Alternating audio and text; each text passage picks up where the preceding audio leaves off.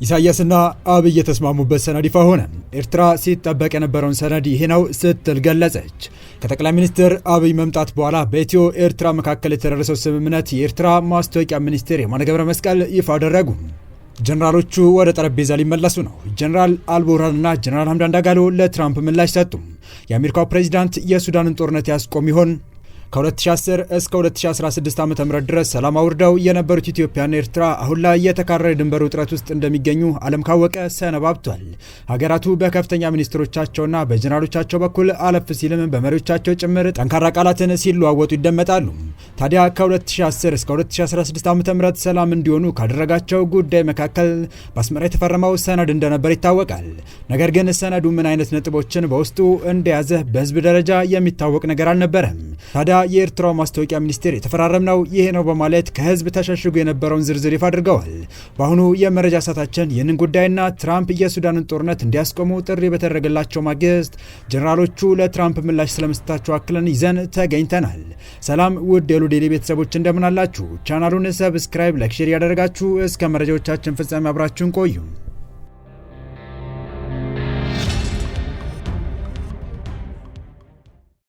ኢትዮጵያና ኤርትራ ሰላምም ጦርነትም ካልነበረው ጉርብትና በኋላ የጠቅላይ ሚኒስትር አብይ አህመድ ወደ ስልጣን መምጣት ተከትሎ ወደ ሰላምና ድንበሩ ተከፍቶ የህዝብ ለህዝብ ግንኙነት ማድረግ መጀመራቸው ይታወሳል። ታዲያ ሁለቱ ሀገራት በትግራይ ክልል የተካሄደው ጦርነት በፕሪቶሪያ ስምምነት ከተቋጨ በኋላ የነበራቸው አንጻራዊ ሰላም ጠፍቶ እንደቆየ የሚታወስ ነው። የኢትዮጵያ ወደ ቀይ ባህር የመመለስ ፍላጎት በጠቅላይ ሚኒስትር አብይ አህመድ ይፋ ከተደረገ በኋላ ደግሞ ሰላምም ጦርነትም ያልነበረበት ቀጠና ውጥረቱ ከፍ ብሎ ለጦርነት በሚደረጉ ዝግጅት ተጠምዶ እንደሚገኝ ይታወቃል። ታዲያ ሀገራቱ ሰላም ባወረዱበት ወቅት ጠቅላይ ሚኒስትር አብይ አህመድ ወደ አስመራ በማቅናት ከፕሬዚዳንት ኢሳያስ አፈወርቂ ጋር ስምምነት ተፈራርመው እንደመጡ በስፋት ሲነገር ነበር።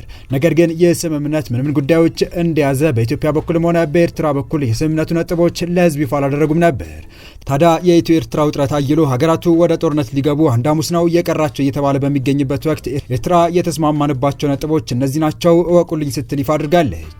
ኤርትራ በማስታወቂያ ሚኒስትሯ የማነ ገብረ መስቀል በኩል ነጥቦቹ እነዚህ ናቸው ብላ ይፋ ታድርግ እንጂ በኢትዮጵያ በኩል ስለተገለጹት ነጥቦች የተባለ ነገር የለም። ይህም የማስታወቂያ ሚኒስትሩን ነጥቦቹ እነዚህ ናቸው የሚለው መግለጫ ታማኝነት ጥያቄ እንዲነሳበት የሚያደርግ ነው። ኤርትራ ከጠቅላይ ሚኒስትር አብይ አህመድ ጋር በአስመራ የተፈራረምኩት ይህ ነው፣ ሌላ የተለየ ነገር የለውም ስትል በትላንትናው ዕለት አንድ የስምምነት ሰነድ ሀሳብን ይፋ አድርጋለች። የዛሬ 7 ዓመት ጠቅላይ ሚኒስትር አብይ አህመድ ወደ ጠቅላይ ሚኒስትርነቱ ስልጣን መምጣታቸውን ተከትሎ ከሁለት አስርት ዓመታት በላይ ተቋርጦ የነበረው የኢትዮ ኤርትራ ግንኙነት ዳግም መመለሱ የሚታወስ ነው። በዚህም ጠቅላይ ሚኒስትር አብይ አህመድ ወደ አስመራ ካመሩ በኋላ ሁለቱ መሪዎች በአንድ ሰነድ ፊርማቸውን ማኖራቸው ይታወቃል።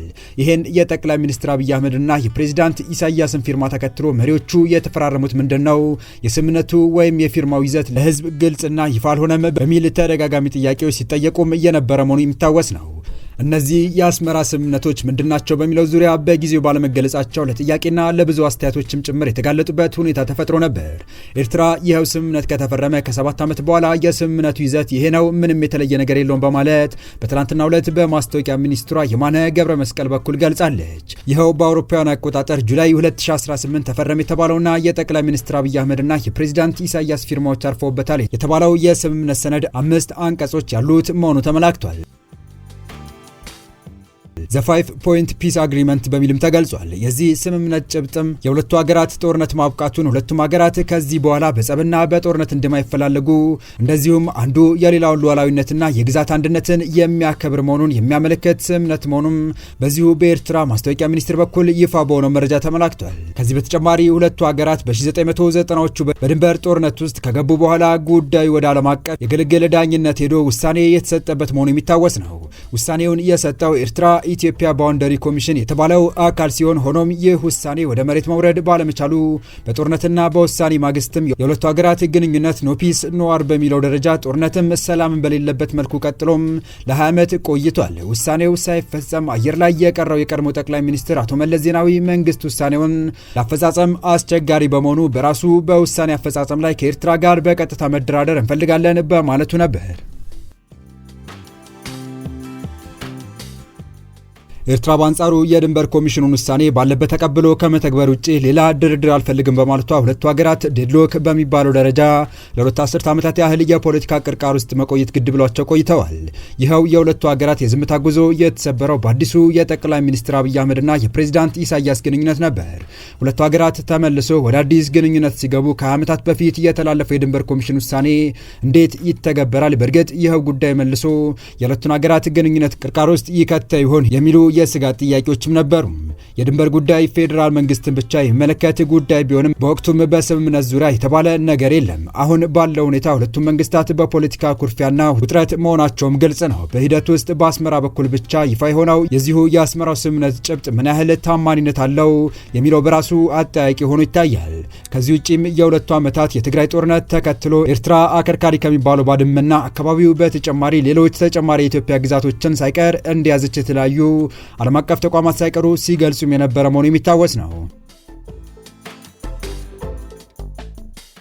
የኢትዮጵያና የኤርትራ ባለስልጣናት የሚሰጧቸው መግለጫዎች፣ የሚያደርጓቸው ንግግሮች ወደ ጦርነት ሊያስገባቸው በሚችሉ የቃላት ልውውጦች የታጀቡ ናቸው። የባህር በር የሌላት ኢትዮጵያ የቀይ ባህር ወደብ የማግኘት ጥያቄ ማቅረቧን ተከትሎ ጦርነት በማንኛውም ጊዜ ሊቀሰቀስ ይችላል የሚለው ስጋት እየጨመረ መጥቷል። የኢትዮጵያው ጠቅላይ ሚኒስትር አብይ አህመድ ለመጀመሪያ ጊዜ በይፋ የባህር በር ጉዳይ የህልውና ጉዳይ ነው ያሉት ከ2 ዓመት በፊት በ2016 ዓ.ም ነው። በቅርቡ ደግሞ የኢትዮጵያ መከላከያ ሰራዊት ጠቅላይ ኤታማዦር ሹም ፊልድ ማርሻል ብርሃኑ ጁላ ኢትዮጵያ በየትኛውም መልኩ የባህር በር ማግኘቷ እንደማይቀር ተናግረው ጦርነት ሊኖረው እንደሚችል አመልክተዋል። በኤርትራ ስር ከሚገኙ ወደቦች አንዱ የሆነውና ለኢትዮጵያ በቅርብ ርቀት የሚገኘው የአሰብ ወደብ ከኢትዮጵያ ድንበር 60 ኪሎ ሜትር ብቻ የሚርቅ ነው። ኤርትራ ነጻነቷን ያወጀችው በ1985 ዓ.ም ሲሆን ከዚያ ጊዜ ጀምሮ ኢትዮጵያ ወደብ አልባ ሆና ቀርታለች። በሁለቱ ሀገራት መካከል በድንበር ይገባኛል ውዝግብ ምክንያት ከ1990 እስከ 1992 ዓ.ም ድረስ ጦርነት ተካሂዶ ወደ 100 ሺህ የሚጠጉ ሰዎች ሞተዋል። ሁለቱ ሀገራት ለረጅም ጊዜ ውጥረት ውስጥ ከቆዩ በኋላ ጠቅላይ ሚኒስትር አብይና የኤርትራ ፕሬዝዳንት ኢሳያስ አፈወርቂ ከ2010 እስከ 2016 ዓ.ም ድረስ ወዳጆች ነበሩ። በኤርትራ የማስታወቂያ ሚኒስቴር በኩል በወጣው ሰነድ ዙሪያ በኢትዮጵያ መንግስት በኩል እስካሁን ምንም የተባለ ነገር የለም።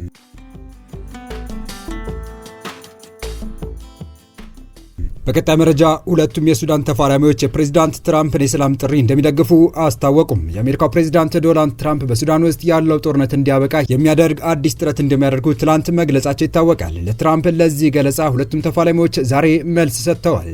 መቀመጫቸውን በፖርት ሱዳን ያደረጉት ሌተር ጀነራል አብዱል ፈታህ አልቡርሃን ባወጡት መግለጫ ፕሬዝዳንት ትራምፕ በዚህ መልክ ለሱዳን ትኩረት በመስጠታቸው ምስጋናቸውን አቅርበው በሀገራቸው ያለው የደም መፋሰስ እንዲያበቃ ከአሜሪካና ከሳውዲ አረቢያ ጋር ለመስራት ፈቃደኛ መሆናቸውን አስታውቀዋል። በተመሳሳይ በአልቡርሃን የሚመራው መንግስት ጠቅላይ ሚኒስትር የሆኑት ዶክተር ካሚል ኢድሪስ በሀገራቸው ሰላም እንዲመጣ አሜሪካና ሳውዲ ለመጀመር ያሰቡት ጥረት የሚበረታታ መሆኑን ጠቅሰው በዚህ ጥረት ውስጥ ተባባሪ እንደመሆኑ ይፋ አድርገዋል። ሁለቱ ሀገራት በሱዳን ሰላም መረጋጋትና እድገት እንዲመጣ ላላቸው በጎ ምኞትም ምስጋና አቅርበዋል። ሌላ በኩል በሌተና ጀነራል መሐመድ ሐምዳን ዳጋሎ የሚመራውና በተቆጣጠራቸው አካባቢዎች የራሱ ትይዩ መንግስት የመሰረተው ኃይል በበኩሉ የትራምፕን እቅድ እንደሚደግፈው አስታውቋል። ሱዳን ፋውንዲንግ አሊያንስ ብሎ ራሱን የሚጠራው ይህ መንግስት በወጣው መግለጫ ይህ ግጭት በወታደራዊ መንገድ እንደማይፈታ ገልጾ ለችግሩ ፖለቲካዊ መፍትሄ እንደሚያስፈልገው አሳስቧል። በመግለጫው ፕሬዚዳንት ትራምፕ ያቀረቡት ይህ ጥሪም በፖለቲካዊ ንግግር ድርድር ማድረግን የሚመለከት በመሆኑ እንደሚቀበለውና በሚደረገው ማንኛውም የሰላም ጥረት ላይ ተሳታፊ እንደሚሆን መግለጹን ሱዳን ታይምስ ዘግቧል። የተወደዳችሁ የቻናላችን ቤተሰቦች ለአሁኑ ለእናንተ ይመጥናሉ ብታደምጧቸው ታተርፉባቸዋላችሁ ብለን የመረጥንላችሁ ዕለታዊ መረጃዎቻችን እስካሁን ያደመጣችኋቸው ነበሩ።